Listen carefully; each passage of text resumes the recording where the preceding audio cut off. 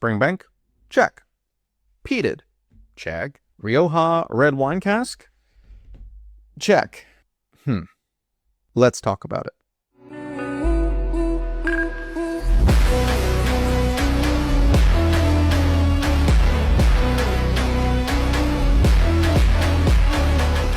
Hey everybody, welcome back to The Fine Dram, and today we're going to be talking about one of my favorite distilleries, Springbank. So Springbank, for those of you who don't know, have three kind of styles of distillate. They have their core Springbank, which is 2.5 times distilled. We'll save that for another video, what that means. Then they have their Hazelburn line, which is 3 times distilled. And then they have Longrow. Longrow is Springbank's peated expression, and I believe it is twice or double distilled. This particular one is a kind of new range from Longrow, or really Springbank in general. This is their 100 proof series. So for those of you who know anything about Longrow, you may be familiar with the Longrow Red series, which was the previous expressions that were usually age dated and finished in some sort of wine cask. To my knowledge, they have gotten rid of that and have replaced it with the 100 proof series. This new 100 proof series is also finished in red wine, in this case, which is the batch 2 Rioja wine cask. So Rioja wine is a type of Spanish kind of bitter red wine. Think Cabernet, but different. I guess I'm not a wine guy. Without getting too much more into it, let's go ahead and get the cork pop and into the pour.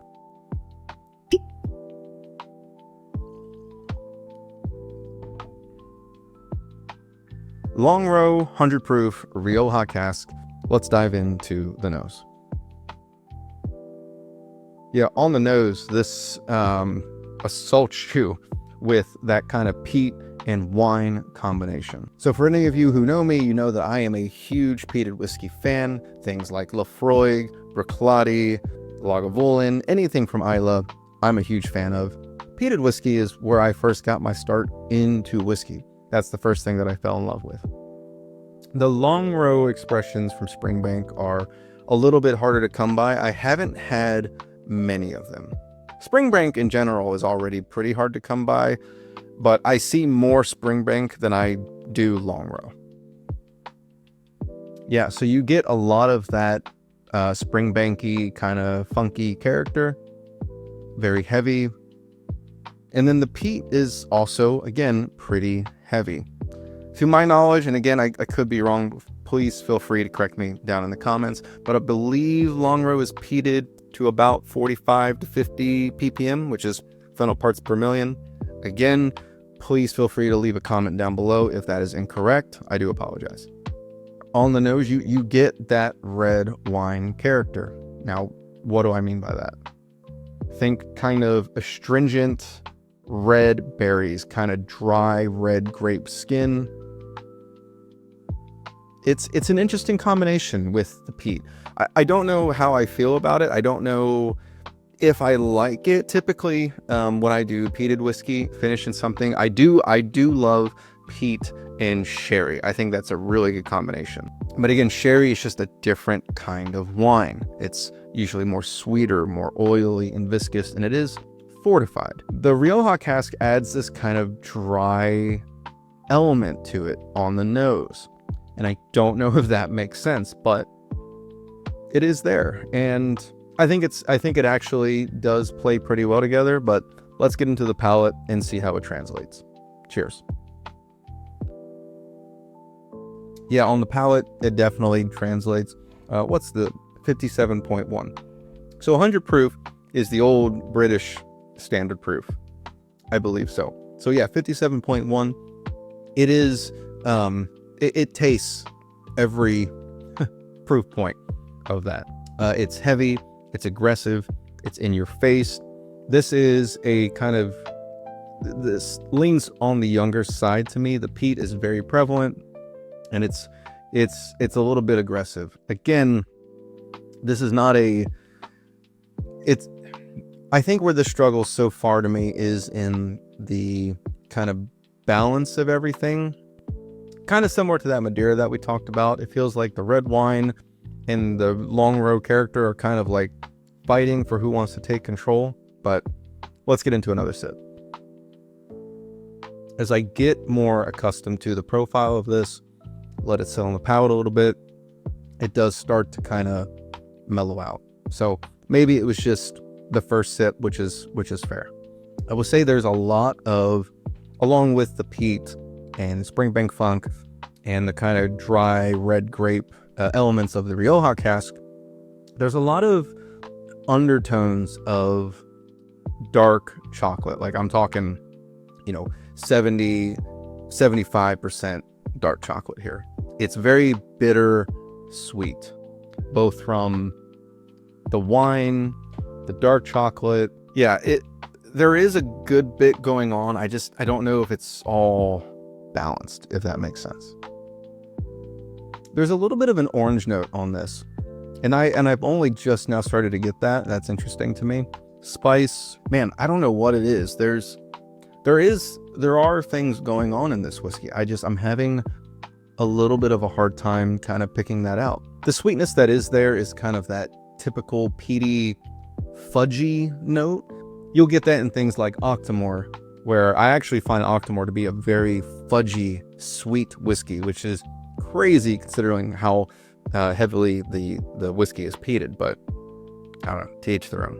I get some of that in this. It's just on the more youthful, less bold side of that.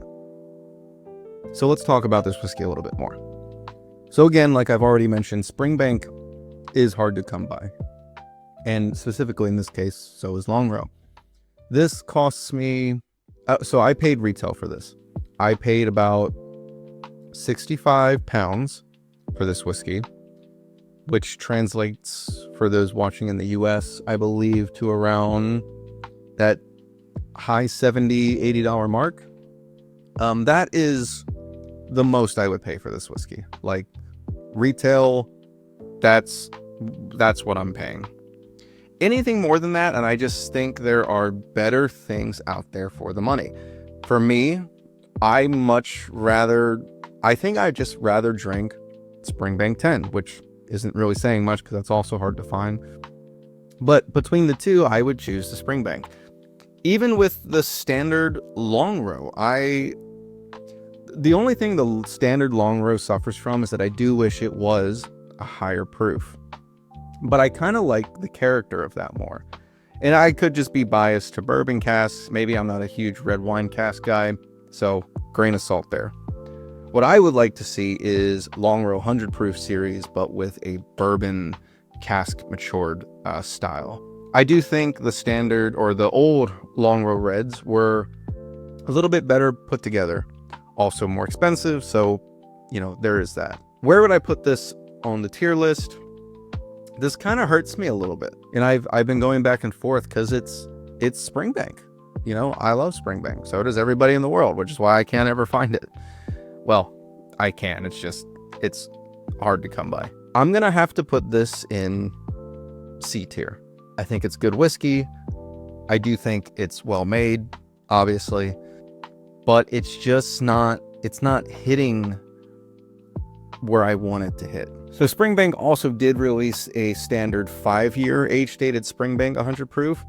I think that is miles ahead of this. I don't know what it is. I don't know if it is just the red wine for me, and because it's also youthful, it just feels kind of aggressive, but this isn't my preferred style of Springbank or Longrow for that matter. Okay, well there you go guys. This is Longrow batch 2 Rioja finished.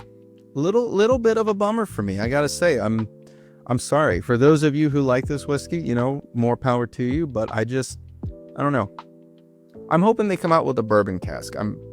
But then again, maybe they won't because they already did the Springbank 5-year 100 proof, which I will do a review on shortly.